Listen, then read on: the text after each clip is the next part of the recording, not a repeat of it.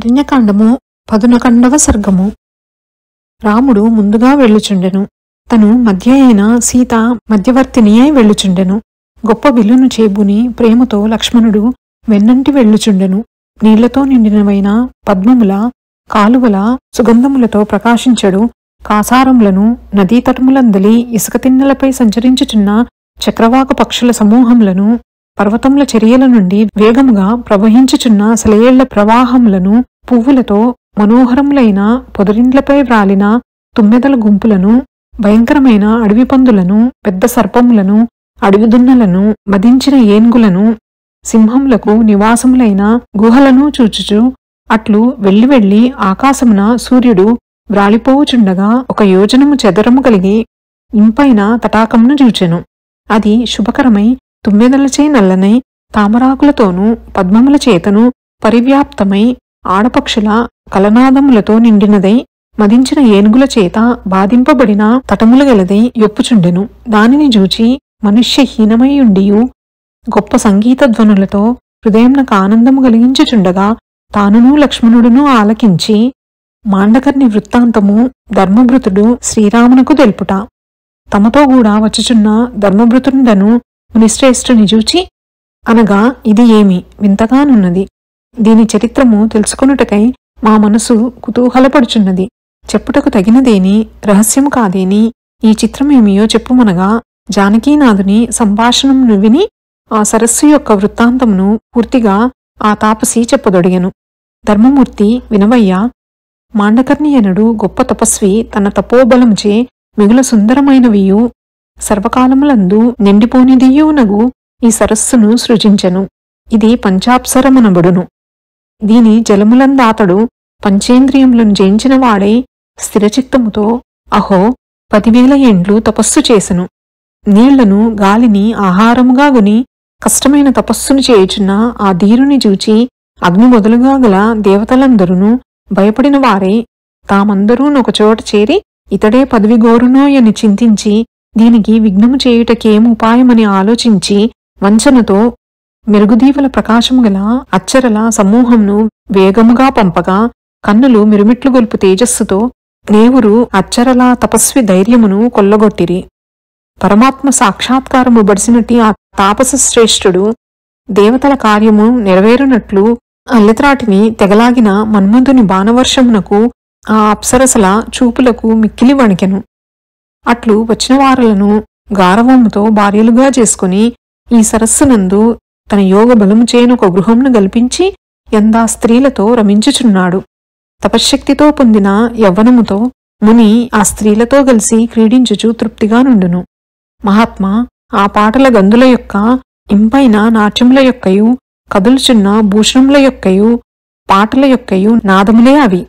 ఓ సూర్యసమతేజ, ఈ విధముగా ఆ ధ్వనులు వినబడుచుండును అని చెప్పగా పద్మాక్షుడ రాముడు ఆశ్చర్యము చెందుచు తమ్ముడును సీతయును వెంటరాగా నారచీరలతో దర్భలతో గూడినదియు ఎక్కువ బ్రాహ్మణులతో నిండినదియునగు ఆశ్రమమును చూచి ఆ ఋషి సమూహంచే నర్చింపబడిన వాడై అట్లే మరల వెళ్లిన చోటులకే వెళ్ళుచు ధనుర్ధారి అయి దినములను గడుపుచుండెను. ఒక ఆశ్రమమునందు 13 మాసములు, మరి ఒక ఆశ్రమమున 12, వేరొక చోట 4, ఇంకొక్క ఎడ 5, మరొక చోట నారును ఒక్కచో నారునొక్కటియును 1 నెల యొక్క మునివాటిక ఎందును 30 మాసమొక్కట 3, 8 నెలలు ఒక్కొక్క చోట్ల నిట్లు సుఖముగా రాముడు ఆ ఆశ్రమములందు గడిపెను. ఆ విధముగా నా ధనుర్ధరుడు 10 ఏండ్లు గడిపెను. తిరిగి ఆ సుతీక్షుని ఆశ్రమమునకు వచ్చి ఆ ముని ప్రార్థింపగా అచ్చట కొంతకాలము గడిపెను. అంతొకనాడు రఘురాముడా మౌనితో నిట్లనెను, శ్రీరాముడు అగస్త్యాశ్రమమునకు బోవ సుతీక్షునిచే ననుజ్ఞగొనుట. ఈ వనమందగస్త్య మునీంద్రుని ఆశ్రమమున్నదట గదా, నేను నిత్యమును వినుచున్నాడను. మునీంద్ర, ఆ చోటును నేనెరుగను. సద్భావుడైన ఆ మునీశ్వరుని పాదములను సీతాలక్ష్మణ సహితుడై సేవింప కోరిక కలిగినది. ఆ ఆశ్రమ మార్గమును తెలియజెప్పు అనగా సుతీక్ష్ణుడిట్లనెను, ఓ భూవరా, ఆ విషయమును నేనే చెప్పదలంచునంతలో నీవే ప్రశ్నించితివి. సంతోషమైనది, అచ్చటికి వెళ్ళుము. ఇచ్చటి నుండి దక్షిణముగా 4 యోజనముల దూరం వెళ్ళినచో అచ్చటనొక రావితోపు గలదు. అందు తుమ్మెదలతో సుందరమైన తామరలతో గూడిన విశుద్ధ జలములు గల సరోవరములను, పండ్లతో నిండిన కొమ్మలు గల పెద్ద వృక్షములను, జలపక్షుల సమూహములను గలవు. అదియే సుమ రఘురామ అగస్యుని సహోదరుని ఆశ్రమము. నీవీ రాత్రి అచ్చట నిలిచి తెల్లవారగనే ఎటనుండి బయలుదేరి ఆ వనము ప్రక్క నుండి దక్షిణముగా నొక్క యామడ దూరము వెళ్ళగా అక్కడ కనుల పండవోనట్ల అగస్యుని ఆశ్రమమును చూచెదవు. చాలా చెట్లచే నావరింపబడి ఎంతో పెద్దది అయి ఆ వనప్రదేశము ఒప్పుచుండెను. భూపుత్రితోడను లక్ష్మణునితోడను నీ వచ్చట సౌఖ్యముగా నివసింపదగును. నీకాతని దర్శింప మనసు గలిగినేని ఇప్పుడే మంచిది ప్రయాణ ప్రయత్నము చేయమనగా రాజపుత్రుడైన రాముడా ముని యొద్ద సెలవు తీసుకుని ఆ ముని చెప్పిన మార్గం వెంట బయలుదేరెను. మువ్వురు నా ఎడవి వెంట వెళ్ళుచు త్రోవల ప్రక్కలయందు పెనుమేఘముల యాకృతితో నొప్పు పర్వతముల సమూహములను, పుష్పములతో నిండిన వనములను, అందమైన సెలయేళ్లను, ఆనందము కలిగించు కొలనులను చూచిరి. వానిని చూచి రామచంద్రుడు మనస్సు సంతోషముతో పొంగిపోవుచుండగా తన తమ్మునితో నిట్లనెను. తమ్ముడా, ఇది అగస్యుని తమ్ముని ఆశ్రమం వలె తోచుచున్నది. ఇది యథార్థము. సుందరమై ఆనందకరమైన ఈ వనమునందు మౌని చెప్పిన చిహ్నములన్నీ ఒప్పియున్నవి. ఫలముల, పువ్వుల, మొగ్గల యొక్క భారముచే వంగినవై చెట్లు నేలకు తాకుచుండుట చూచితివా. పండిన పిప్పలి పండ్ల యొక్క వగరైన సుగంధమును వాయువు తీసుకుని వచ్చుచున్నది. అచ్చటొచ్చట కొట్టిన కట్టెల ప్రోవులు పడియుండినవి చూచితివా. వైడూర్యపు కాంతితో కోసి నేలబడవైచిన దర్భల ప్రోవులను చూడుము.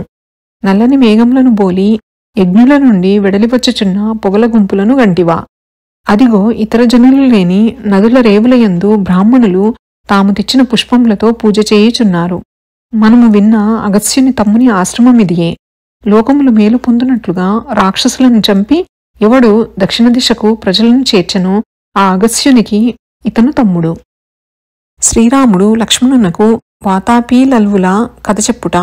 తమ్ముడా లక్ష్మణ, మున్నొకప్పుడు వాతాపి ఇల్వలుడును అను అన్నదమ్ములు బ్రాహ్మణ హంతలునైన రాక్షసులు శిష్టులైన బ్రాహ్మణ వేషములతో ప్రకాశించుచు నిచ్చట ప్రవేశించిరి. ఈ దినము మా ఇంట శ్రాద్ధము, బ్రాహ్మణోత్తములారా రండు అని ఎంతయో శ్రద్ధ నటించుచు సంస్కృత భాషతో పిలుచుచు సర్వము సిద్ధమైనదనుచు ఆహ్వానించి ఇల్వలుడు తన తమ్ముడగు వాతాపిని మేకగా చేసి చంపి దాని మాంసము నా బ్రాహ్మణులకు సాపడ పెట్టుచుండెను.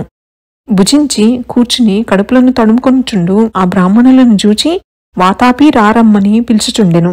అటు పిలువగానే ఆ వాతాపి వారల యొక్క పొట్టలను బ్రద్దలు కొట్టుకుని తాను వెలుపలికి వచ్చుచుండెను. ఈ ప్రకారముగా తద్దినములని చెప్పి వేలకొలది ద్విజులు వారిచే మృతి చెందుచుండగా అగస్యుడు దేవతలచే ప్రార్థింపబడి తన మహిమచే వారిని సంహరించెను. ఒకనాడా రాక్షసులు కలస సంభవుని శ్రాద్ధమునకు నియంత్రణము చేయగా ఆ మునీంద్రుడట్లే కానిండని వెళ్లి వారు పెట్టిన సర్వ పదార్థములను భుజించి సర్వము సంపన్నమని అస్తోదకమునియగా పుచ్చుకొనెను. అంతా నిల్వలుడు సంతోషముతో ఓ తమ్ముడా రమ్మనగా మౌని, రాక్షసాదమా ఇంకనూ తమ్మునిపై భ్రాంతి ఎందులకు? నా కడుపులో పడిన తరువాత తిరిగి వచ్చుట సాధ్యమా? నీ తమ్ముడు మేకరూపమున నా కడుపులో పడి జీర్ణమైపోయి యమపురంబును చేరెను. ఇది నీకు తెలియదా అని చిరునవ్వుతో చెప్పగా వాడు సోదరుడు వధింపబడుటెరింగి హుంకరించుచు క్రోధాతిశయముతో ఆ మునిశ్రేష్ఠుని హింసింపబోగా ఆ ముని అగ్నిసమానమైన చూడ్కులతో ఆ రాక్షసుని భస్మమునరించెను. లక్ష్మణ, ఇది ఆ ముని యొక్క తమ్ముని ఆశ్రమము సుమా అని చెప్పుచుండగా ప్రొద్దుగుంకు సమయమయ్యెను.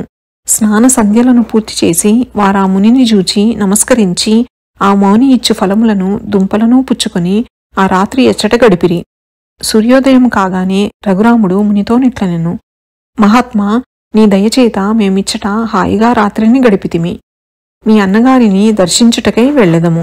ఆజ్ఞ ఇచ్చెదరా ఎనగా మౌని ఎట్లే చేయుడని ఆజ్ఞనీయగా వారలు మునుపు విన్న మార్గము వెంట వెళ్ళుచు అందముగానున్న ప్రబ్బలి గుంపులను, పూల గురివెంద పొదలను, మారేడు చెట్ల గుంపులను, మద్ది చెట్లను, ఎత్తైన తాటి చెట్లను, నీవారములను, కానుగ చెట్లను, అందమైన తుమికి చెట్లను, తుమ్మెదలతో నిండిన ఇప్ప చెట్లను, ముల్లతీగలను, మనోహరములైన పుష్పములతో నొప్పెడు వివిధములగు వృక్షములను, పున్నాగములను, తిమిష వృక్షములను, పనస చెట్లను, వివిధములగు పక్షుల కలరవములతో కూడిన చెట్లను, ఏనుగు తొండములచే లాగబడుచున్న వానిని, క్రోతులచే కదిలింపబడుచున్న వానిని కన్నుల పండుగగా చూచిరి.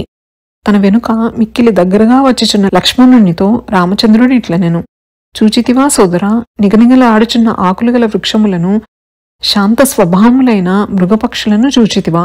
ఈ కారణమున ఇచ్చటికి సమీపముననే మునీంద్రునాశ్రమం ఉండును. శ్రీరాముడు అగస్త్యుని ఆశ్రమమును గనుట. దానియందు తన మహిమ చేత అగస్త్యుడని భూమియందు ప్రఖ్యాతిగాంచిన మౌనీశ్వరుడుండును. ఈ వనము పవిత్రమైన హోమధూమములతో నిండినదియు, అలసిన లోకులకు సుఖమిచ్చినదియు, నారచీరలు మాలికలుగా నుండి అందమైనదియు, శాంత స్వభావం గల మృగముల గుంపులు గలదియు, మిగుల మనోహరములైన పక్షుల రొదలచే నిండియున్నదియునై వెలయుచున్నది. చూచితివా తమ్ముడా, ఈ పుణ్యాత్ముడి దిక్కున ప్రవేశించినది మొదలుగా రాక్షసులు ఏమీయూ చేయలేక నెమ్మదిగల వారై మనస్సులందు దడదడమనగా భయంతో చూచుచుందురుగాని పగచూపురు సుమా. ఈ మునీశ్వరుని పేరుననే దక్షిణ దిక్కు వ్యవహరింపబడును. సూర్యుని నిరోధింపబూనిన వింధ్యపర్వతము ఈ మునీశ్వరుని ఆజ్ఞచేతనే ఇప్పటికిని నేలనంటియేయున్నది. చిరంజీవి అయి గొప్ప తేజస్సుతో ప్రకాశించుచున్న ఇతని ఆశ్రమమును వినయవంతులగు జనులతో నిండియుండును. జగత్తు చేత పూజింపబడు ఈతని భక్తితో సేవించిన మనకు శుభములు కలగగలవు. వనవాసమున శేషించిన దినములు నీతనిని సేవించుచు మహానందముతో నిందేయుండుదము. నియమంతో ఆహారంను భుజించు ఈతనికి గంధర్వులు మొదలైన వారు భక్తితో నుపాసించుదురు. మోసగాడు, అసత్యవాది, దుష్టుడు, క్రూరుడు, స్వేచ్ఛాచారుడు ఇచట బ్రతకజాలరు.